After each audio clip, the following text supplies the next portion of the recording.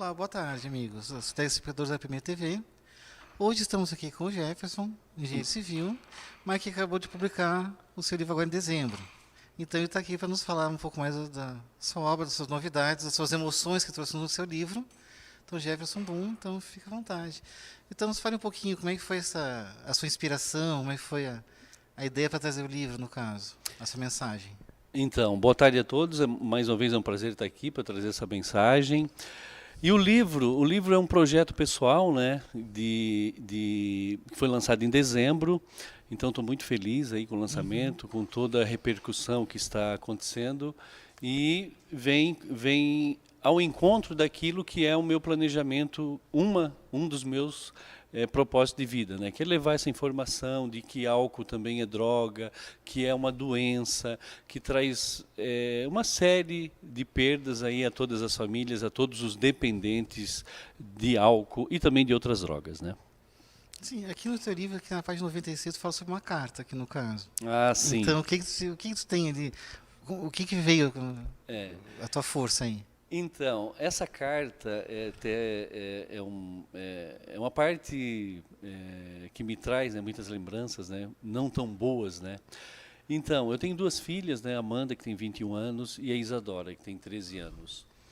E a Isadora, essa minha filha mais nova, no ano de 2016, ela foi premiada, né, a redação que ela escreveu para o ProERD, que é aquele programa da Polícia Militar, Sim, desenvolvido nas escolas, um programa muito bom, né, que leva informação aí a todos esses adolescentes aí sobre o álcool e sobre outras drogas. Na ocasião, ela foi campeã desse concurso que é promovido nossa, pelo orgulho do pai, ProERD. hein? Nossa, então para mim foi muito, naquele momento, né, foi um sentimento muito dual e muito triste, né? No primeiro momento, quando eu recebi a notícia, eu fiquei feliz. Ah, minha filha foi campeã. Mas quando eu li a redação, assim, eu fiquei tomado, né, de uma tristeza gigantesca, né? Porque a personagem que ela criou, a história que ela criou, era a história do pai dela, né? Era a minha história, né? Nossa, Então ela falava de coisas que ela estava vivendo naquele momento, coisas que ela já tinha passado, né? Contava toda a sua enfim, toda a sua tristeza, né, de viver daquela forma, né. Então, para mim foi muito triste, assim, né, muito triste. Foi um momento, foi um fundo de poço para mim, na verdade, porque nessa jornada da degradação que eu falo, né, que que eu digo, que os dependentes vivenciam essa jornada. certo. Existem um ou mais fundos de poço, né? Cada um tem o seu, cada um vive o seu fundo de poço de forma particular. Então esse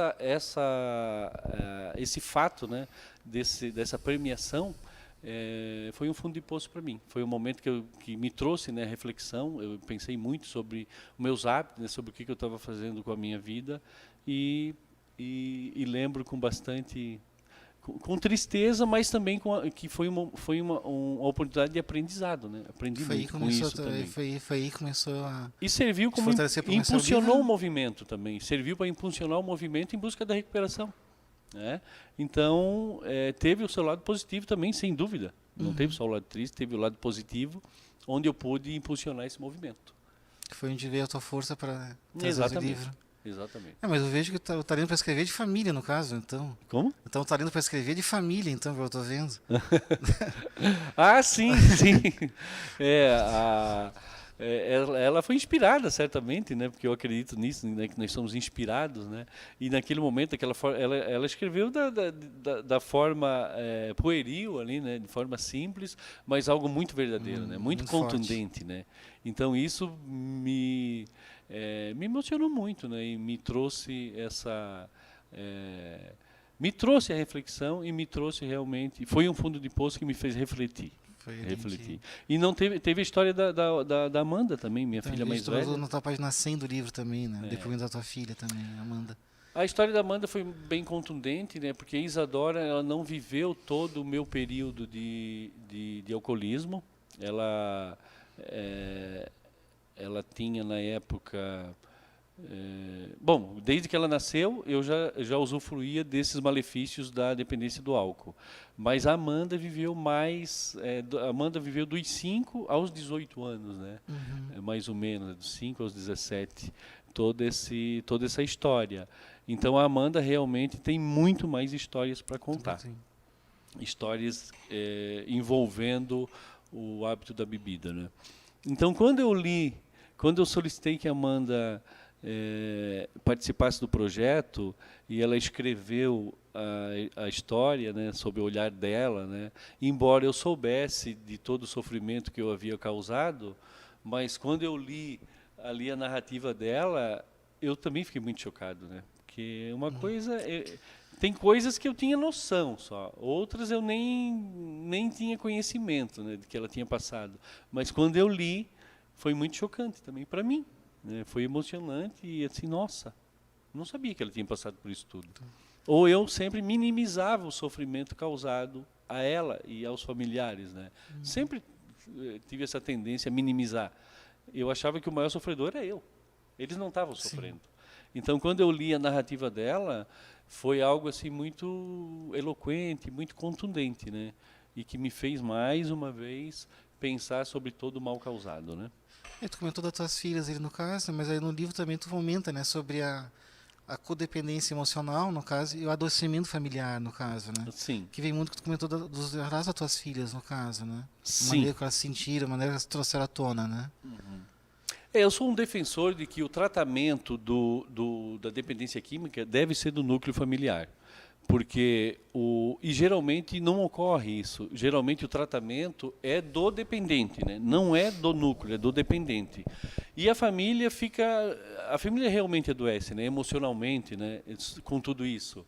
Então esse tratamento, quando ele é dirigido ao núcleo familiar, nós podemos presenciar muito mais casos de sucesso no tratamento, né? E quando ele é feito somente com o dependente, porque assim, a família, a codependência emocional é facilmente confundida com amor, porque todos querem o bem, todos querem agir de tal forma que para melhorar aquela situação caótica, para melhorar aquele quadro desolador.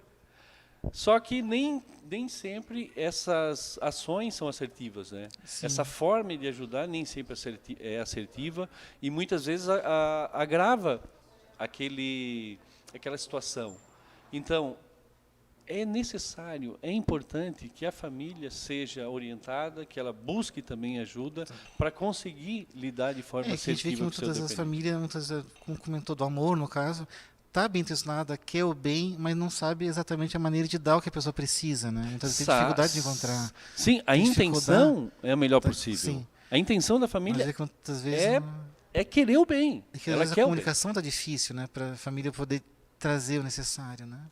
E às vezes essa forma de ajudar é traduzida como controle.